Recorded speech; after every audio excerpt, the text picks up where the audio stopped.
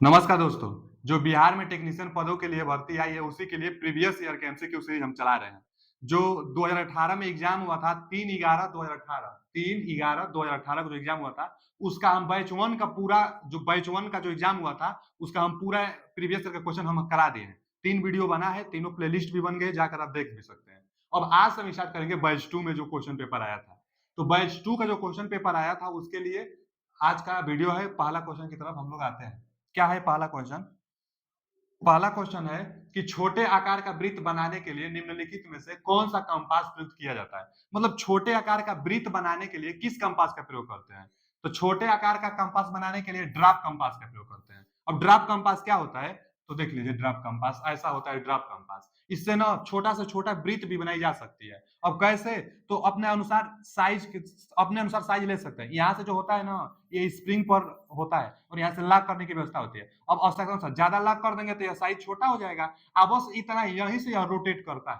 पूरा नहीं device rotate करती है, बस जो ये टांग है इसका बस यही रोटेट करता है और सर्किल हमारा आसानी से खींचा जाता है। तो अपनी आवश्यकता अनुसार छोटा बड़ा कर सकते हैं। तो छोटा से छोटा वृत्त खींचने के लिए ड्रॉप कंपास का प्रयोग किया जा सकता है। तो यही है ड्रॉप कंपास, जो छोटा से छोटा वृत्त खींच सकता है।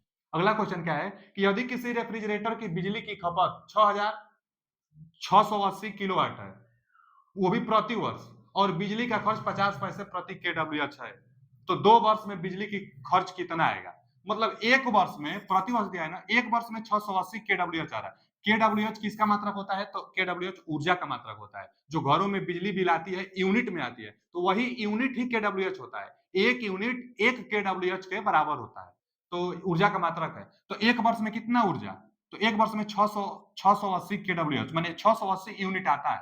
अब प्रति यूनिट 50 पैसे प्रति केडब्ल्यूएच, 50 पैसे प्रति यूनिट है, तो एक साल का टोटल खर्चा कितना आ जाएगा? एक साल में टोटल पैसा जो आएगा 680 एक साल का यूनिट है। अब 50 पैसा के भाव से आता है बिजली हमारा। तो यहाँ कर लेंगे ना, देखिए 1 0 1 0 यानी 2 0 ये हो जाएगा। अब 5 से गुणा करेंगे, 8 5 40 हासिल 4, फिर 6 5 30 और 4 34। तो इतना पैसा में आएगा क्योंकि 50 पैसा दिया है। अब हम पैसा में और रुपए में बदलने के लिए 100 से भाग देंगे, तो यानी कितना आ जाएगा? 340 रुपए आ जाएगा एक साल के लिए। एक साल के लिए 340 रुपए। अब पूछा कितना है? 2 साल में बिजली की खर्च बताइए। तो 2 साल के लिए 2 से गुणा करेंगे। जब एक साल के लिए इतना खर्च आया है तो 2 साल के लिए 2 से गुणा, तो ये 0 हो जाएगा और ये 4 दूना 8 और 3 दूना 6, 680 रुपए आएगा 2 साल के लिए टोटल खर्चा। तो 2 साल के लिए 680 रुपए, यानी C option is a right answer. आते हैं अगले क्वेश्चन की तरफ। जो अगला क्वेश्चन है, किसी पावर सर्किट में 3 सीरीज में जुड़े हुए लैंपों को नियंत्रित करने के लिए कितने स्विचों की आवश्यकता होगी? तो देखिए ना, 3 सीरीज में लैंप जुड़ा हुआ है। कितना लैंप है? 3 लैंप है। तो 2 और एक 3 लैंप है। और जब सीरीज में 3 लैंप है, मान लीजिए इसको यहाँ से हम लोग सप्लाई भी दे देते हैं। ठीक, सप्लाई दे देते हैं। अब 3 सीरीज लैंप है, इसको कंट्रोल करने के लिए दिया ना कि 3 सीरीज लैंप में लैंपों को नियंत्रित करने के लिए कितने स्विच कर सकता होगी? तो जब करंट बहाने के लिए पाथ एक ही है तो स्विच कितना लगेगा? एक ही स्विच लगेगा। तो यहाँ पर एक स्विच हम लगा देंगे। तो वही पूछा है कि स्विचों की संख्या बताइए, तो एक एक स्विच लगेगा। स्विचों की संख्या कितना? तो एक। यहाँ से हम एक स्विच बना देते हैं। अब इसी स्विच को जब हम क्लोज कर देंगे तो धारा जाएगी, माने तीनों कंट्रोल जलेगा। जब ओपन कर देंगे तो तीनों बुझ जाएगा। तो कंट्रोल करने के लिए कितना स्विच लगेगा? तो एक स्विच लगेगा, यानी D option is a right answer. आते हैं अगले क्वेश्चन की तरफ।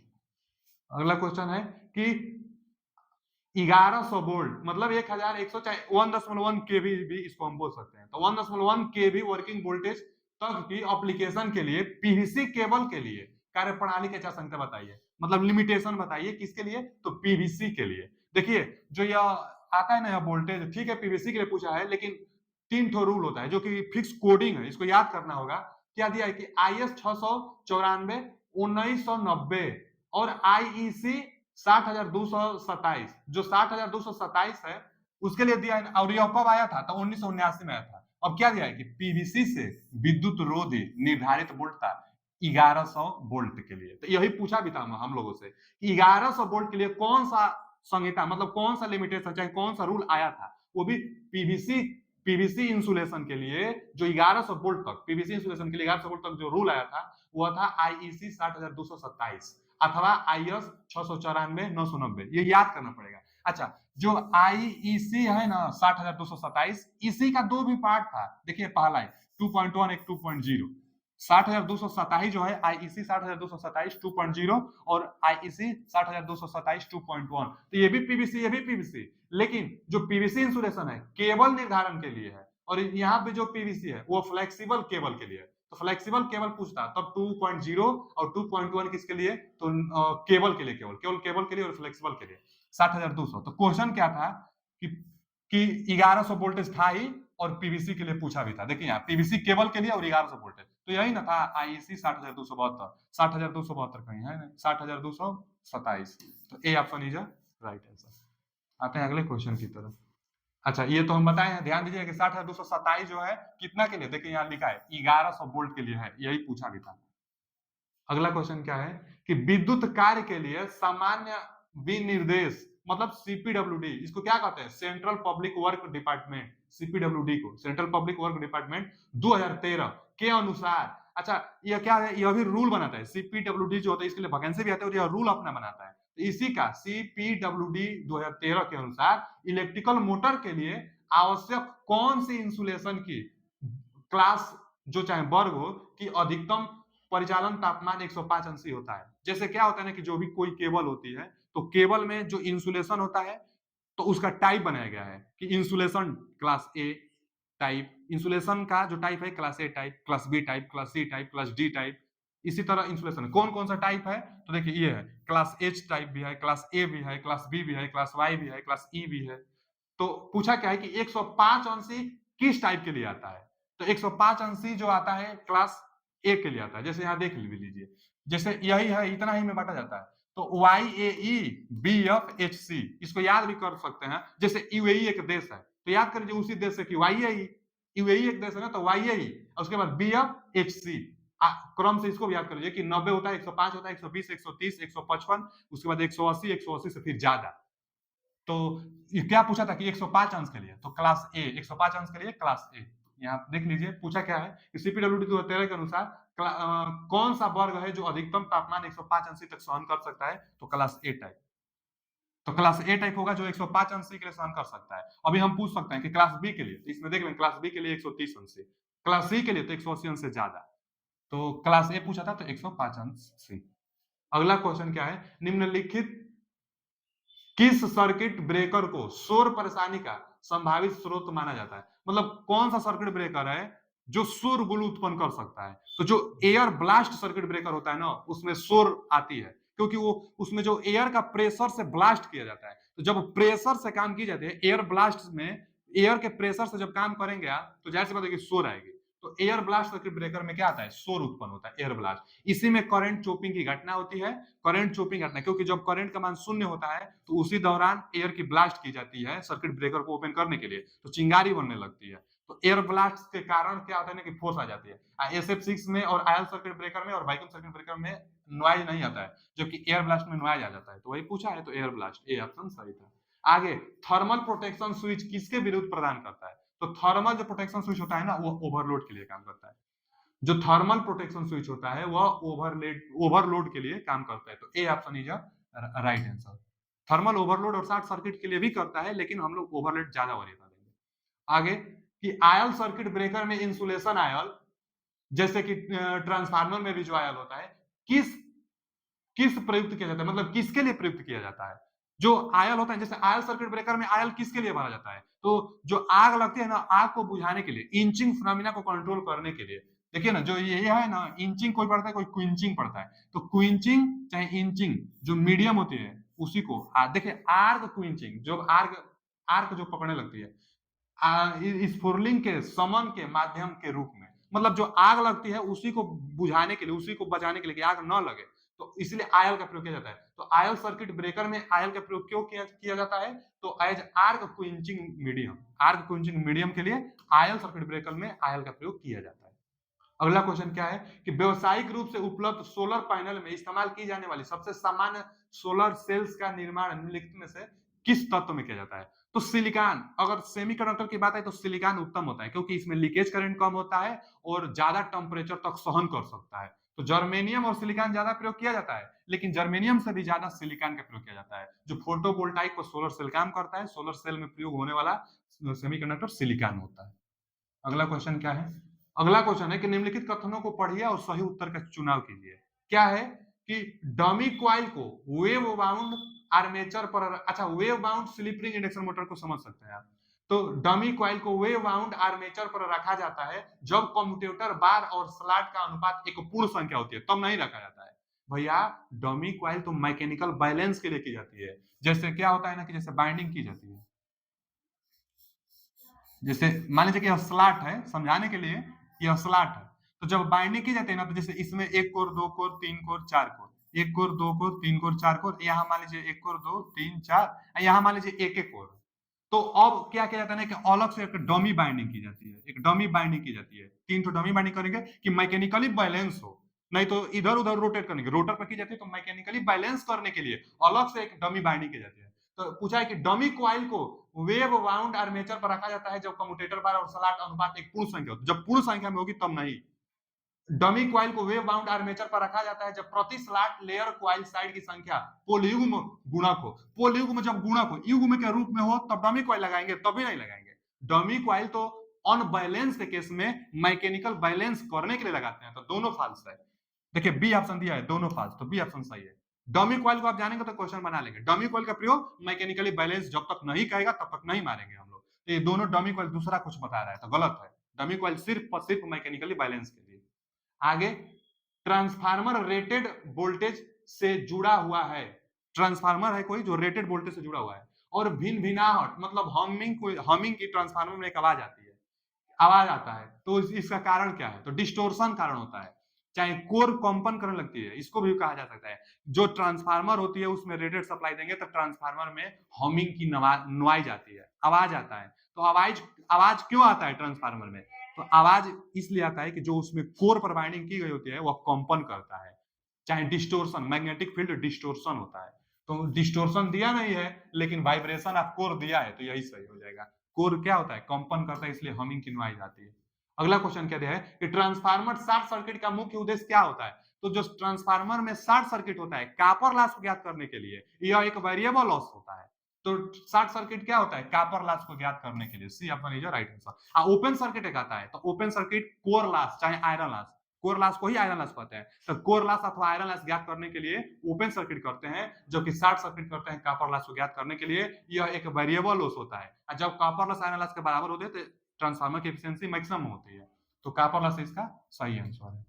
अगला क्वेश्चन क्या होता है? अच्छा, इसमें और एक क्वेश्चन पूछता है कि जो होता है शॉर्ट सर्किट, ट्रांसफार्मर के शॉर्ट सर्किट में कॉपर लॉस तो ज्ञात करते हैं, तो एक क्वेश्चन है। उसके बाद एक और क्वेश्चन पूछता है ये कि सब बाइंडिंग एमीटर वोल्टमीटर जो लगाई जाती है, चाहे शॉर्ट जो की जाती है वो कौन सा साइड की जाती है, लो वोल्टेज साइड की हाई वोल्टेज साइड? तो लो वोल्टेज साइड को शॉर्ट कर देते हैं और हाई वोल्टेज साइड में सब इक्विपमेंट हम लोग लगाते हैं। आगे क्या दिया है कि स्थिर वोल्टेज और सप्लाई फ्रीक्वेंसी पर किसी ट्रांसफार्मर में निम्नलिखित में से कौन सा हानि एक समान बनी रहती है? तो स्थिर वोल्टेज और स्थिर सप्लाई पर आयरन चाहे कोर लॉस, जो अभी हम बताए थे ना, जो ओपन सर्किट टेस्ट में क्या की जाती है, वही एक समान बनी रहती है। क्यों? क्योंकि जो आयरन लॉस होता है ना, आयरन लॉस वो ईडी करंट और हिस्टेरिसिस करंट के योग के बराबर होता है। आयरन लॉस को ही कोर लॉस कहते हैं। तो कोर लॉस जो होता है eddy current hysteresis, ED loss और हिस्टेरिसिस लॉस दोनों के योग के बराबर होता है। और जब वोल्टेज और फ्रीक्वेंसी स्थिर होता है तो ये दोनों स्थिर होता है। जब ये दोनों स्थिर तो आयरन लॉस स्थिर, तो कौन? कोर लॉस चाहे आयरन लॉस स्थिर होगा। कौन सा एक समान बनी रहेगी? तो आयरन लॉस चाहे कोर लॉस, क्योंकि यही स्थिर होता है। फ्रीक्वेंसी पे ये दोनों निर्भर करता है। जब सप्लाई और दिया है ना कि फ्रीक्वेंसी, सप्लाई की फ्रीक्वेंसी और वोल्टेज दोनों कांस्टेंट है, तो ये दोनों फ्रीक्वेंसी पर निर्भर करता है, तो दोनों कांस्टेंट हो गया, तो आयरन लॉस चाहे कोर लॉस कांस्टेंट हो जाएगा। तो D option is right answer. अगला क्वेश्चन क्या है कि जब थ्री फेज इंडक्शन मोटर का stator three phase AC source से जुड़ा होता है तो यह एक घूर्णी चुंबकीय क्षेत्र बनाता है, यह किस गति से घूर्णन करता है? तो देखिए पहला नंबर तो जो इसकी गति होती है 1.5 मैक्सिमम जो फ्लक्स होगी उसकी गति के बराबर होगी। किसका? तो जो रोटर जो रोटेट करेगा ना मैग्नेटिक फील्ड, वह मैक्सिमम फ्लक्स 1.5 गुना से करेगा और इसी को सिंक्रोनस स्पीड कहते हैं। तो सिंक्रोनस स्पीड क्या है? सिंक्रोनस स्पीड, तो जब इंडक्शन मोटर को हम लोग सप्लाई देते हैं तो एक स्वयं रोटेटिंग मैग्नेटिक फील्ड बन जाता है, इसीलिए three phase induction motor self started होता है। तो self started three phase induction motor होता है, सप्लाई देने पर जो मैग्नेटिक फील्ड रोटेट करती है वह सिंक्रोनस स्पीड से रोटेट करती है। तो वही पूछा है कि किस गति से घूमती है, तो सिंक्रोनस स्पीड से गति करती है मैग्नेटिक फील्ड। आगे, रोटर हिस्टेरिसिस स्पीड कंट्रोल विधि, देखिए ना, रोटर रिहोस्टेड, रोटर रिहोस्टेड, यहां भी देख लीजिए, रोटर रिहोस्टेड स्पीड कंट्रोल मेथड विधि प्रयुक्त की जाती है तो स्लिप रिंग इंडक्शन मोटर में, क्योंकि रोटर रिहोस्टेड मतलब ना वेरिएबल रेजिस्टेंस, तो वेरिएबल रेजिस्टेंस मतलब अलग से रेजिस्टेंस रोटर पर ऐड करके स्पीड को कंट्रोल कर किया जाता है। तो सिर्फ एक ही है स्लिप रिंग इंडक्शन मोटर, उसमें रेजिस्टेंस बढ़ाने से टार्क बढ़ती है, तो कंट्रोल स्पीड को कंट्रोल रिहोस्टेट चाहे अलग से रेजिस्टेंस ऐड करके किया जाता है, तो सिर्फ और सिर्फ slip ring induction motor. Induction motor दो प्रकार का था, एक स्क्वायरल केज इंडक्शन मोटर, एक स्लिप रिंग इंडक्शन मोटर। तो जो स्लिप रिंग इंडक्शन मोटर है इसमें अलग से रेजिस्टेंस ऐड करके हम लोग को स्पीड कंट्रोल करने की व्यवस्था होती है। तो रिहोस्टेट मतलब रेजिस्टेंस ही होता है, तो रेजिस्टेंस किसमें, तो स्लिप रिंग इंडक्शन मोटर में। अगला क्वेश्चन क्या है कि नीचे दिए गए कथन के संबंध में निम्नलिखित में से कौन सा विकल्प सही है। विकल्प दिया है, कौन सा विकल्प सही है। क्या है पहला विकल्प कि three phase induction motor self started नहीं होता है, पहला ही गलत। हम तो अभी बताएं कि three phase induction motor self started होता है क्योंकि रोटेटिंग मैग्नेटिक फील्ड अपने आप बन जाता है, तो पहला तो गलत है, बोला है कि सेल्फ स्टार्टेड नहीं होता है, गलत है। आगे दूसरा कथन पढ़ लेते हैं, सिंगल फेज इंडक्शन मोटर का इलेक्ट्रिकल पावर फैक्टर, अच्छा सिंगल फेज आ गया, सिंगल फेज इंडक्शन मोटर का electrical power factor three phase induction motor की तुलना में अधिक होता है, यह भी गलत। सिंगल फेज का पावर फैक्टर सुधारने के लिए अलग से कैपेसिटर जोड़ते हैं हम लोग, तो सिंगल फेज का जो पावर फैक्टर होता है कम होता है, अलग से हम सिंगल फेज सेल्फ स्टार्टेड भी नहीं होता है, थ्री फेज तो सेल्फ स्टार्टेड होता है लेकिन सिंगल फेज सेल्फ स्टार्टेड नहीं होता है, अलग से कैपेसिटर जोड़ा जाता है, क्यों जी, पावर पावर फैक्टर को सुधारने के लिए। तो सिंगल फेज का पावर फैक्टर कम होता है, अब बोला है कि यहाँ अधिक होता है, तो गलत बोला है। आगे, सिंगल फेज इंडक्शन मोटर की दक्षता थ्री फेज इंडक्शन मोटर की तुलना में कम है, यह सही है। सिंगल फेज की इफिशियंसी कम है, थ्री फेज की इफिशियंसी ज्यादा है, इसीलिए बड़े बड़े इंडस्ट्रियों में चाहे अधिकांश जगह थ्री फेज इंडक्शन मोटर का ही प्रयोग किया जाता है क्योंकि थ्री फेज का इफिशियंसी ज्यादा होता है। तो तीसरा सही है और पहला दूसरा गलत है। पहला सही बोल रहा है तो गलत, पहला गलत बोल रहा है, दूसरा गलत बोल रहा है, तीसरा भी गलत है, ये भी गलत। पहला फॉल्स दूसरा ट्रू बोल रहा है, गलत। पहला फॉल्स दूसरा फॉल्स और तीसरा ट्रू, तो यही सही है, डी ऑप्शन। गलत गलत सही, तो D option is a right answer. अगला क्वेश्चन क्या है, उपयुक्त बाह्य प्रतिरोध जोड़कर कम कम कम इनर्स करंट के साथ उच्च स्टार्टिंग टार्क के लिए निम्नलिखित में से कौन सा सबसे उपयुक्त है। अच्छा जी, पूछ रहा है ना कि which amount of the following is the best suited for the high starting torque, कौन सा है जिसका स्टार्टिंग टार्क हाई होता है with less inrush current, inrush मतलब हानि को कहते हैं, तो inrush current by adding suitable external resistance, तो हम तो अभी बताए ना by adding external resistance, तो अलग से एक्सटर्नल रेजिस्टेंस एक ही जो मोटर है उसी में जोड़ लेंगे, वो है स्लिप रिंग इंडक्शन मोटर, जो स्लिप रिंग लगी रहती है उसी से अलग से रेजिस्टेंस जोड़ा जाता है। स्टार्टिंग टार्क भी अच्छा होता है इसलिए रेजिस्टेंस जोड़ा जाता है। तो थ्री पे slip ring induction motor, squirrel cage नहीं, शेडेड पोल का तो खुदे कम होता है, स्प्लिट का तो खुदे कम होता है, वाउंड रोटर को ही स्लिप रिंग इंडक्शन मोटर कहते हैं, और वाउंड जो रोटर इंडक्शन मोटर है या स्लिप रिंग इंडक्शन मोटर है इसी में अलग से रेजिस्टेंस जोड़कर टार्क को हम लोग बढ़ा सकते हैं। स्लिप जो स्लिप्ड फेज इंडक्शन मोटर है इसका भी टार्क कम, शेडेड का भी टार्क कम, स्क्वायरल केज का भी टार्क कम, लेकिन स्टार्टिंग टार्क वाउंड रोटर का ज्यादा होता है और अलग से रेजिस्टेंस जोड़ सकते हैं इसमें। आगे क्या है कि थ्री फेज इंडक्शन मोटर के बारे में निम्न में से कौन सा कथन सही है। थ्री फेज आ गया induction motor, three phase induction motor कौन सा कथन सही है। पहला, इनकी रख रखाव बहुत अधिक होती है। दूसरा, इसे अच्छा इनकी रख रखाव बहुत अधिक होती है, तो गलत है, रख रखाव में बहुत ज्यादा खर्चा थोड़े होता है। फिर आगे, इसे स्टार्ट करना आसान है क्योंकि इसमें एक सेल्फ स्टार्टिंग टार्क होता है। तो हाँ, थ्री फेज एक सेल्फ स्टार्टिंग मतलब स्वयं स्टार्टिंग हो जाती है, तो ये सही है, इसे स्टार्ट करना आसान है क्योंकि इसमें सेल्फ स्टार्टिंग टार्क होता है। आगे देखिए, यह हल्के से लोड होने पर भी बहुत लैगिंग पावर फैक्टर पर घुमाता है, तो ये गलत है। और लोड में वृद्धि के साथ इसकी गति बढ़ जाती है, तो ये भी गलत है, लोड जब वृद्धि होता है गति कम होता है। तो कौन सा ऑप्शन सही है, बी ऑप्शन सही है क्योंकि यह सेल्फ स्टार्टेड होता है। आज के लिए इतना ही, अब आगे का पार्ट अगले वीडियो में, अभी के लिए थैंक यू, धन्यवाद।